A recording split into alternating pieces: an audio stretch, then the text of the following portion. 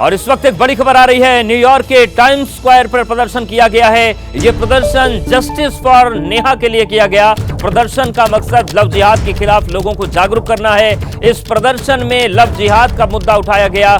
18 अप्रैल को कर्नाटक के हुबली में नेहा हिरेमत की फयाज नाम के छात्र ने चाकू मारकर हत्या कर दी थी। भारत में मामला सियासी तौर पर गूंज रहा है, लेकिन अब इसकी गूंज 7 समंदर पार भी पहुंच गई। देखिए, ये न्यूयॉर्क के प्रसिद्ध टाइम्स स्क्वायर की तस्वीरें दिखा रहे हैं, जहां पर नेहा को लेकर प्रदर्शन किया गया और ये प्रदर्शन जस्टिस फॉर नेहा नाम से किया गया।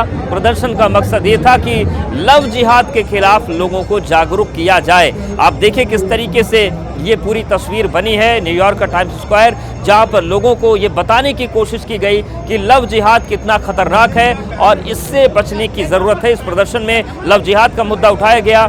दरअसल 18 अप्रैल को कर्नाटक के हुबली में नेहा हिरेमत की फयाज नाम के छात्र ने चाकू मारकर हत्या कर दी थी और इसीलिए जस्टिस फॉर नेहा नाम से ये प्रदर्शन किया गया है न्यूयॉर्क के टाइम्स स्क्वायर पर। आप देखिए, जो ये इमारत है लाल रंग से, उस पर जस्टिस फॉर नेहा लिखा गया है और लव जिहाद को लेकर लोगों को जागरूक करने की कोशिश की गई है। साथ ही नेहा के लिए न्याय की लड़ाई को मजबूत करने की मांग की गई। नमस्ते। We are here in New York City in relations to love jihad. For those of you that do not know what love jihad is, I beg you, do some research because the truth will only be found by research. All of you guys to do the research, see what this protest is about and support it, please, because our Hindu daughters are not for sale. Okay? Thank you. और चलिए सबसे पहले बात लोकसभा चुनाव की करेंगे। देखिए, लोकसभा चुनाव का रण बेहद दिलचस्प होते जा रहा है। बड़ी खबर आपको बता दें इससे जुड़ी हुई, आज छठे चरण के लिए अधिसूचना जारी होगी। बड़ी खबर यह है कि आज ही छठे चरण के लिए नामांकन शुरू किया जाएगा और आज आपको बताएं कि नामांकन दाखिल करने के लिए आखिरी तारीख जो है वो 6 मई को है। आज कई दिग्गज, रोहिणी आचार्य से लेकर राहुल गांधी, राजनाथ सिंह, स्मृति ईरानी, जानकारी मिल रही है कि ये तमाम नेता दाखिल कर सकते हैं अपना पर्चा।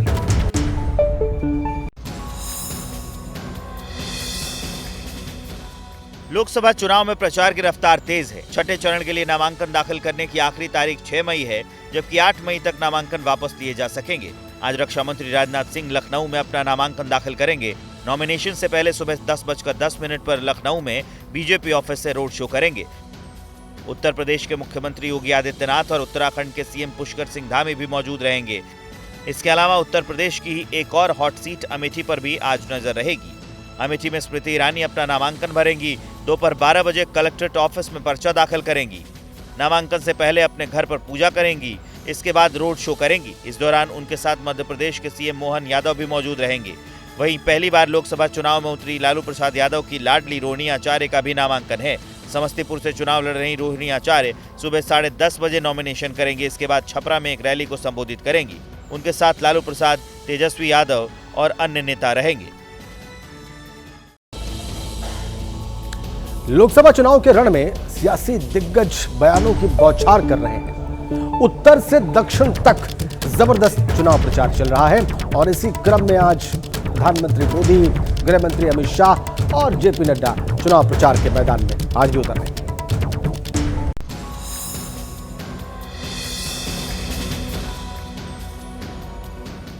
फिर एक बार जैसे जैसे तीसरे चरण के चुनाव की तारीख नजदीक आ रही है, तीखे बयानों की बारिश होने लगी है। आज भी ये हमें देखने को मिलेगा। आज कर्नाटक के बागलकोट में दोपहर 12:15 बजे पीएम मोदी की रैली है। इसके बाद वो महाराष्ट्र का रुख करेंगे, जहां सोलापुर में दोपहर 2:15 बजे हुंकार भरेंगे। शाम 4:30 बजे महाराष्ट्र के सतारा में पीएम मोदी की सभा है।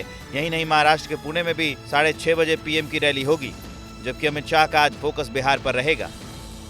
12 बजे झंझारपुर में शाह जनसभा को संबोधित करेंगे। इसके बाद दोपहर 2 बजे बेगूसराय में गिरिराज सिंह के लिए वोट मांगेंगे।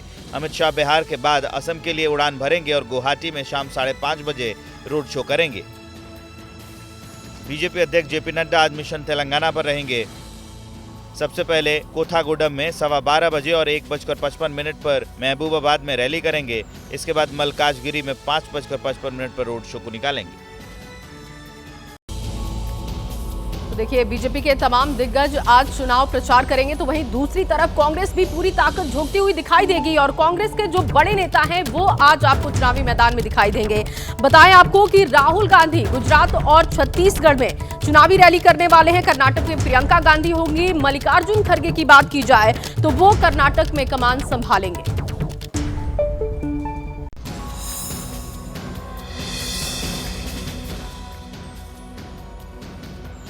तीसरे चरण के लिए प्रचार चरम पर है। 7 मई को तीसरे चरण के लिए मतदान है। ऐसे में विपक्ष ने भी प्रचार में पूरी ताकत झोंक दी है। कांग्रेस सांसद राहुल गांधी आज गुजरात और छत्तीसगढ़ में प्रचार करेंगे। सबसे पहले दोपहर 12 बजे गुजरात में जनसभा करेंगे। इसके बाद दोपहर 3:30 बजे छत्तीसगढ़ के बिलासपुर में रैली करेंगे।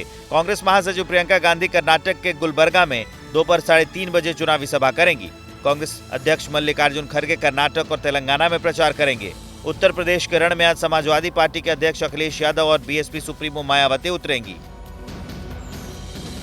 अखिलेश यादव आज आगरा में दोपहर 2:30 बजे रैली करेंगे। वहीं बदायूं में बीएसपी चीफ मायावती चुनावी सभा को संबोधित करेंगी। तीसरे चरण के लिए 7 मई को 12 राज्यों की 94 सीटों पर वोटिंग है और 1352 कैंडिडेट मैदान में हैं। थर्ड फेज के प्रचार में अब महज 7 दिन बाकी हैं। 5 मई को तीसरे चरण के लिए प्रचार का शोर थम जाएगा। इधर बीएसपी के नेशनल कोऑर्डिनेटर अपने विवादित बयानों की वजह से घिर गए हैं। सीतापुर में, उत्तर प्रदेश के सीतापुर में हिंसा भड़काने की कोशिश के आरोप में उन पर मामला भी दर्ज कर लिया गया है। वोट मांगने आए, उसी हिसाब से उसे वोट चप्पल जूता और डंडा मार मार के उसको बता देना। सीतापुर की चुनावी सभा में बीएसपी के national coordinator Akash Anand BJP पर ऐसा भड़के कि विवादों में घिर गए। एक बार फिर सुनिए वो विवादित बयान जिसे लेकर सियासी पारा हाई है। साथियों, तो एक एक जोड़ी चप्पल निकाल लीजिए, एक एक लाठी निकाल लीजिए और एक एक जूता निकाल लीजिए। वोट मांगने आए, उसी हिसाब से उसे वोट चप्पल जूता और डंडा मार मार के उसको बता देना। आकाश यही नहीं रुके, उन्होंने बीजेपी सरकार को आतंकवादी सरकार तक कह डाला, जिसके बाद वो हेट स्पीच के दायरे में फंस गए। पुलिस ने आकाश समेत 30 लोगों के खिलाफ एफआईआर दर्ज कर ली। आम जनमानस में हिंसा भड़काने की कोशिश करते हुए वक्तव्य किया गया, जिसके आधार पर आचार संहिता के उल्लंघन का एक मामला पंजीकृत किया गया है। लोकसभा चुनाव में आकाश आनंद ताबड़तोड़ रैलियां कर रहे हैं और वो समाजवादी पार्टी, कांग्रेस और बीजेपी पर लगातार हमलावर हैं। और अब बात अरविंद केजरीवाल की करेंगे, जो तिहाड़ जेल में बंद हैं, लेकिन आज सुप्रीम कोर्ट में आज उनकी याचिका पर सुनवाई होने वाली है। बड़ी खबर आपको बता दें, आज केजरीवाल की याचिका पर सुप्रीम कोर्ट में सुनवाई होगी। बड़ा सवाल यह है कि आखिर केजरीवाल का क्या होगा, क्या उनको राहत मिलेगी या ये गिरफ्तारी चलती रहेगी, देखना होगा। क्या अरविंद केजरीवाल को आज राहत मिलेगी या फिर केजरीवाल की मुश्किलें बरकरार रहेंगी? क्योंकि केजरीवाल की याचिका पर आज सुप्रीम कोर्ट में सुनवाई है, जिसमें उन्होंने अपनी गिरफ्तारी को चुनौती दी है। केजरीवाल ने याचिका में अपनी गिरफ्तारी को अवैध बताया है। याचिका में कहा गया है कि लोकसभा चुनाव से ठीक पहले गिरफ्तारी का तरीका और समय एजेंसी के मनमाने के बारे में बहुत कुछ कहता है। इससे पहले 9 अप्रैल को केजरीवाल याचिका पर दिल्ली हाई कोर्ट में सुनवाई हुई थी। दिल्ली हाई कोर्ट ने कहा था कि केजरीवाल की गिरफ्तारी अवैध नहीं है। कोर्ट ने कहा था कि ईडी की दलील है कि अब तक के सबूत ये बताते हैं कि केजरीवाल संयोजक हैं। वहीं केजरीवाल की गिरफ्तारी को लेकर आम आदमी पार्टी लगातार बीजेपी पर हमलावर है। प्रचार मैदान में उतरी उनकी पत्नी सुनीता केजरीवाल बीजेपी को कोस रही हैं। अरविंद जी का क्या कसूर है? उनका ये कसूर है कि उन्होंने दिल्ली में बिजली फ्री कर दी, आपके बच्चों के लिए स्कूल बनवाए, मोहल्ला क्लिनिक बनवाए और अब महिलाओं को हर महीना 1000 रुपया भी देंगे। उधर तिहाड़ जेल से भी सुनीता केजरीवाल को अरविंद केजरीवाल से मुलाकात की इजाजत नहीं मिली है। बड़ी खबर छत्तीसगढ़ से आ रही, जहां पर बेमेतरा में बड़ा हादसा हुआ है। 2 गाड़ियों की टक्कर में 9 लोगों की दर्दनाक मौत हो गई और हादसे की तस्वीर भी आपको दिखा रहे हैं। बेहद भयंकर यह हादसा था। मृतकों में 6 महिलाएं और 3 बच्चे शामिल हैं। हादसे में 21 लोग घायल हैं और 4 की हालत अभी गंभीर बताई जा रही है। तो घायलों को अस्पताल में भर्ती कराया गया। छत्तीसगढ़ के बेमेतरा में यह दर्दनाक हादसा हुआ है, जहां पर 9 लोगों की मौके पर ही मौत हो गई। 2 गाड़ियों के बीच टक्कर हुई थी। मृतकों में 6 महिलाएं हैं, 3 बच्चे हैं, 4 लोगों की हालत गंभीर बताई जा रही है। लोकसभा चुनाव के 6ठे चरण का नामांकन आज से शुरू हो जाएगा, तो 5वें चरण के लिए भी नामांकन जोर शोर से चल रहा है।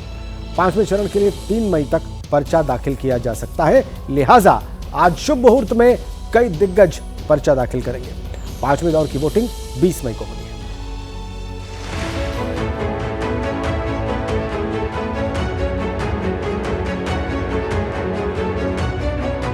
लोकसभा चुनाव के तीसरे चरण की वोटिंग में अब महज 9 दिन बचे हैं, लिहाजा चुनाव प्रचार जोरों पर है। इस बीच आज से छठे चरण की तैयारियां भी शुरू हो गई है। छठे चरण में 7 राज्यों की 57 सीट पर 25 मई को वोटिंग होगी। इस चरण में दिल्ली की सभी 7, यूपी की 14, हरियाणा की सभी 10, बिहार की 8, पश्चिम बंगाल की भी 8, ओडिशा की 6 और झारखंड की 4 सीटों पर वोटिंग होगी। यानी छठे चरण के लिए नामांकन आज से शुरू हो जाएगा। तो वहीं पांचवें चरण के नामांकन ने भी जोर पकड़ लिया है। पांचवें चरण में 8 राज्यों की 49 सीट पर 20 मई को वोटिंग होगी और नामांकन की आखिरी तारीख 3 मई है। इस चरण में लखनऊ में भी वोटिंग होनी है, जहां से रक्षा मंत्री राजनाथ सिंह आज पर्चा दाखिल करेंगे। बीजेपी ने उन्हें तीसरी बार इसी सीट से टिकट दिया है। वो 2014 और 2019 में भी इसी सीट से लोकसभा पहुंचे थे। नामांकन से पहले राजनाथ सिंह एक रोड शो करेंगे। उनके साथ यूपी के सीएम योगी आदित्यनाथ, उत्तराखंड के CM Pushkar Singh Dhami, UP BJP प्रदेश अध्यक्ष भूपेंद्र चौधरी, दोनों डेप्यूटी सीएम ब्रजेश पाठक और केशव प्रसाद मौर्य और पूर्व डेप्यूटी सीएम दिनेश शर्मा भी मौजूद रहेंगे। पांचवें चरण में ही देश की हॉट सीट अमेठी में भी चुनाव होना है, जहां से केंद्रीय मंत्री स्मृति ईरानी भी आज नामांकन करेंगी।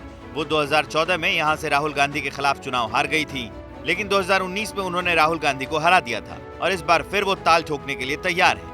नामांकन से पहले वो मेदन मवई गांव में अपने घर में हवन पूजन करेंगी, फिर रोड शो के जरिए वो कलेक्ट्रेट पहुंचेंगी।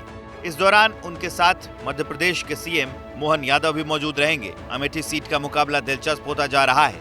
बीजेपी ने जहां सबसे पहले स्मृति ईरानी की उम्मीदवारी का ऐलान किया था, कांग्रेस अभी तक प्रत्याशी पर फैसला नहीं ले सकी है। हालांकि यहां से राहुल गांधी फिर मैदान में उतर सकते हैं, तो बीएसपी ने रवि प्रकाश मौर्य को टिकट देकर मुकाबले को त्रिकोणीय बना दिया है। पांचवें चरण में बिहार के मुकाबले भी दिलचस्प होने जा रहे हैं। सबसे चर्चित सीट है सारण। यहां से लालू परिवार की एक और संतान सियासत में कदम रखने जा रही है। लालू यादव की दूसरी बेटी रोहिणी आचार्य को आरजेडी ने सारण से टिकट दिया है और वो आज नामांकन करेंगी। नामांकन के बाद छपरा के राजेंद्र स्टेडियम में एक जनसभा होगी। इसमें पार्टी प्रमुख लालू यादव, आरजेडी नेता तेजस्वी यादव, वीआईपी अध्यक्ष मुकेश सहनी भी मौजूद रहेंगे। बिहार की एक और चर्चित सीट है शिवहर, जहां छठे दौर में ही चुनाव होना है। इस सीट से जेडीयू ने लवली आनंद को अपना उम्मीदवार बनाया है, जो आज अपना पर्चा दाखिल करेंगी। उसके बाद वो एक जनसभा भी करेंगी। महाराष्ट्र में पांचवें चरण में ही मतदान पूरा हो जाएगा, लिहाजा वहां नामांकन भी आखिरी दौर में है। आज मुंबई दक्षिण मध्य सीट से शिवसेना शिंदे गुट से राहुल रमेश सेवाले, तो इसी सीट से शिवसेना उद्धव गुट से अनिल देसाई पर्चा दाखिल करेंगे। लोकसभा चुनाव के पांचवें चरण में ही झारखंड की एक विधानसभा सीट गांडेय में भी उपचुनाव होना है, जहां से पूर्व सीएम हेमंत सोरेन की पत्नी कल्पना सोरेन जेएमएम उम्मीदवार हैं और वो भी अपना नामांकन आज दाखिल करेंगे। तो तीसरे चरण की वोटिंग से पहले आरक्षण का जन फिर से बाहर निकल आया है। कुछ नेताओं की बयानबाजी तो कुछ सोशल मीडिया पर करामाती वीडियो से माहौल गर्म है। आरक्षण के मुद्दे पर अमित शाह के एक पुराने बयान को एडिट कर सोशल मीडिया पर वायरल किया जा रहा है, जिसके खिलाफ एफआईआर भी दर्ज कराई गई है। इससे पहले कांग्रेस के पूर्व नेता प्रमोद कृष्णम के बयान के जरिए राहुल गांधी ने बीजेपी पर निशाना साधा। अब सवाल यह है कि आरक्षण पर गरमाई राजनीति के मायने क्या है। देखिए ये रिपोर्ट।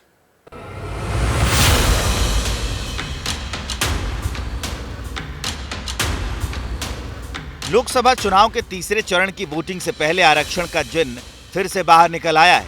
पहले प्रमोद कृष्णम को बीजेपी का समर्थक बताते हुए उनके पुराने वीडियो को वायरल कर कांग्रेस ने बीजेपी को कटघरे में खड़ा करने की कोशिश की, तो अब गृह मंत्री अमित शाह का एक वीडियो वायरल किया गया, जिसमें यह दावा किया गया है कि अमित शाह ने SC, ST और OBC आरक्षण खत्म करने की बात कही थी। फेसबुक पर पोस्ट कर कहा गया है कि बीजेपी की सरकार बनते ही SC, ST, OBC रिजर्वेशन खत्म कर दिया जाएगा। हालांकि अब ये वीडियो उस प्लेटफॉर्म से हटाया जा चुका है। हालांकि सोशल मीडिया X पर भी एक यूजर ने इस वीडियो को पोस्ट किया है और तेलुगु में आपत्तिजनक टिप्पणी की है। गृह मंत्री अमित शाह के आरक्षण पर दिए गए बयानों को एडिट कर फर्जी तरीके से सर्कुलेट करने के मामले में दिल्ली में FIR दर्ज कराई गई है और जल्द ही गिरफ्तारियां की जाएंगी। अमित शाह के जिस बयान को एडिट कर सोशल मीडिया पर शेयर किया गया, गृह मंत्री अमित शाह के आधिकारिक YouTube चैनल पर 23 अप्रैल 2023 को मिला, यानी वो 1 साल पुराना है। हम सुनवाते हैं अमित शाह के भाषण का वो हिस्सा। कहकर जाता हूं भारतीय जनता पार्टी की सरकार बनेगी तो एक गैर संवैधानिक मुस्लिम रिजर्वेशन को हम समाप्त कर देंगे। सुना आपने, असली वीडियो में अमित शाह ने तेलंगाना में बीजेपी संकल्प सम्मेलन के दौरान कहा था कि भारतीय जनता पार्टी की सरकार बनेगी तो गैर संवैधानिक मुस्लिम रिजर्वेशन को समाप्त किया जाएगा, क्योंकि ये अधिकार तेलंगाना के ST, SC और OBC का है और वो अधिकार उनको मिलेगा। लेकिन इस बयान को तोड़ मरोड़ कर पेश किया गया और अफवाह फैलाने की कोशिश की गई। दरअसल चुनाव जैसे जैसे आगे बढ़ता जा रहा है, मुद्दे भी बदलते और गर्माते जा रहे हैं। फिलहाल आरक्षण पर आर पार जारी है। राहुल गांधी तो इसे लेकर कुछ ज्यादा ही हमलावर दिख रहे हैं। RSS के जो चीफ है उनका बयान आता है कि हम रिजर्वेशन के खिलाफ नहीं है। अरे इन्होंने ही पहले स्टेटमेंट दिया था कि रिजर्वेशन के खिलाफ है। जो भी रिजर्वेशन के खिलाफ है सारे के सारे इनकी पार्टी में जा रहे हैं।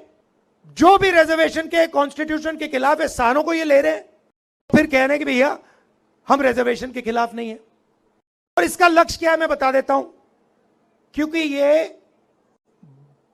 20-22 अरबपतियों की मदद करना चाहते हैं। हालांकि गृहमंत्री अमित शाह SC, ST और OBC आरक्षण जारी रखने के समर्थन में बयान देते आए हैं। अभी पिछड़ा वर्ग के नाम पर झूठ फैला रहे हैं। वो कह रहे हैं कि भाजपा को 400 सीटें दी तो भाजपा आरक्षण हटा दी। ए राहुल बाबा में समझ नहीं है भैया, आरक्षण हटाने के लिए पूर्ण बहुमत 2 टर्म से भाजपा के पास है, नरेंद्र मोदी के पास है।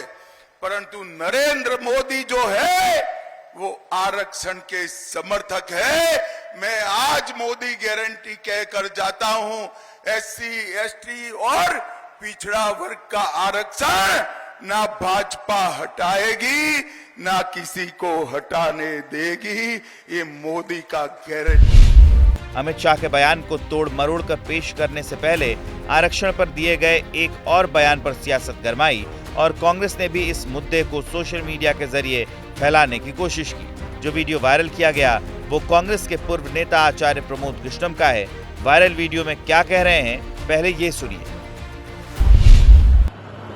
कि अगले महाकुंभ में एक प्रस्ताव आना चाहिए, यदि भारतीय लोकतंत्र से, भारत की राजनीति से जातिवाद को मिटाना चाहते हो और भारत के संविधान में बाबा साहब अम्बेडकर ने यह व्यवस्था दी है, तो आप विद्वान जन सोचो, फिर ये जातियों के नाम पर आरक्षण भारत को विभाजित कर रहा है। आचार्य प्रमोद कृष्णम का ये वीडियो सोशल मीडिया में वायरल हो गया। कांग्रेस प्रवक्ता सुप्रिया श्रीनेत ने इस वीडियो को शेयर किया। सुप्रिया के वीडियो को राहुल गांधी ने अपने एक्स अकाउंट पर शेयर करते हुए आरक्षण खत्म करने को लेकर निशाना साधा। कांग्रेस की तरफ से ये वीडियो वायरल करने को लेकर सवाल उठ रहे हैं, क्योंकि आचार्य प्रमोद कृष्णम कांग्रेस के नेता रह चुके हैं, 2 बार पार्टी के टिकट पर लोकसभा चुनाव लड़ चुके हैं, प्रियंका गांधी के सलाहकार रह चुके हैं। हालांकि उन्हें इसी साल फरवरी में पार्टी से निकाल दिया गया। अब वीडियो वायरल होने पर उन्होंने क्या कहा है वो भी सुन लीजिए। कि नरेंद्र मोदी जी के खिलाफ साजिश करना, षड्यंत्र करना, ये कांग्रेस की पुरानी आदत है और पिछले 25 सालों से नरेंद्र मोदी जी को बदनाम करना, उनका कैरेक्टराइजेशन करना, झूठे फर्जी बयानों से उनको जोड़ना, ये कांग्रेस का पुराना शौक है और ये वो लगातार करते आ रहे हैं। जिस वीडियो की बात आप कर रही हैं वो वीडियो 1 साल पहले का है।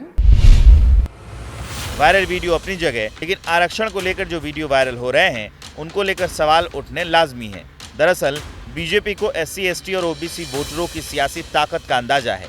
पिछले 2 चुनाव में बीजेपी को मिले ऐतिहासिक जनादेश के पीछे इस वोट बैंक का बड़ा हाथ रहा। एक दौर में क्षेत्रीय क्षत्रपों की झोली में जाने वाले OBC वोट को बीजेपी ने कैसे अपने पाले में किया, ऐसे समझा जा सकता है। 2004 में बीजेपी को 23% OBC वोट मिले थे, 2009 में घटकर 22% हो गए, लेकिन 2014 में बढ़कर 34% हो गए, जबकि 2019 में 44% OBC वोटरों ने कमल पर बटन दबाया। सियासत अपनी जगह है, लेकिन इतना जरूर है कि बात तीसरे फेज की वोटिंग से पहले आरक्षण को लेकर चुनावी राजनीति गरमाने लगी है। 7 मई आने में अभी हफ्ते भर से ज्यादा का वक्त है। इससे साफ है कि आरक्षण पर बार पलटवार का सिलसिला अभी लंबा चलेगा।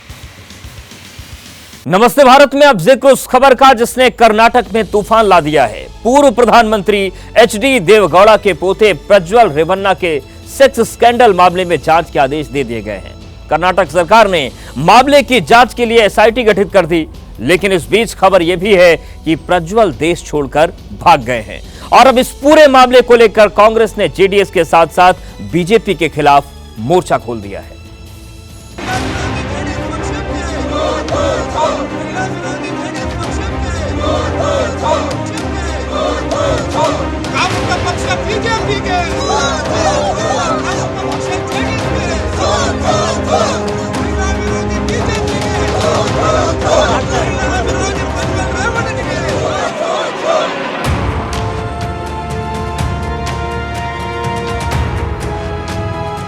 पूर्व प्रधानमंत्री देवेगौड़ा के पोते और हसन सीट से मौजूदा जेडीएस सांसद प्रज्वल रेवन्ना के सेक्स स्कैंडल ने कर्नाटक की सियासत में भूचाल ला दिया है।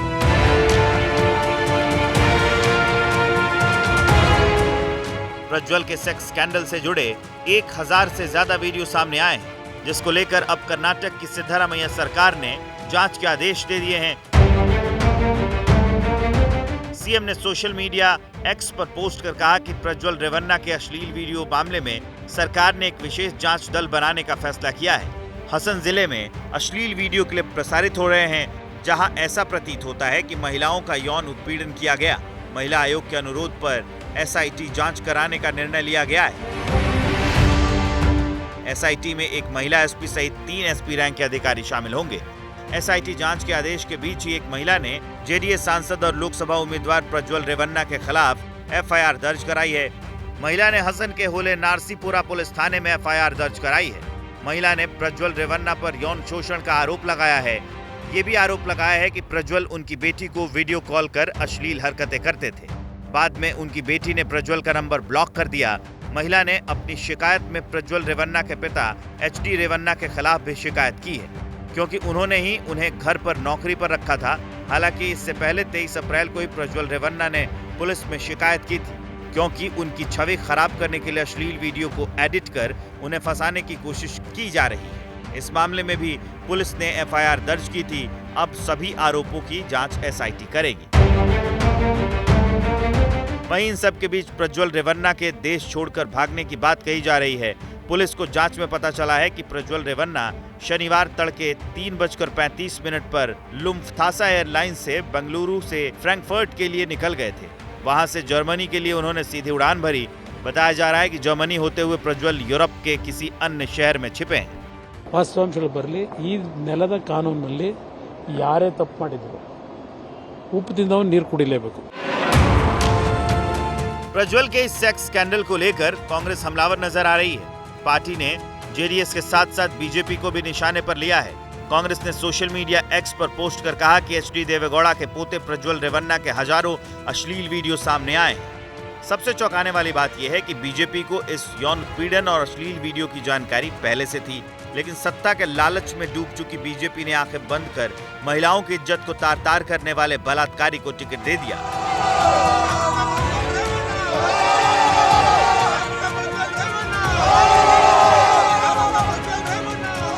माहौल चुनावी है, लिहाजा कांग्रेस कार्यकर्ता सड़क पर भी उतर गए हैं और प्रज्वल के खिलाफ विरोध प्रदर्शन कर रहे हैं।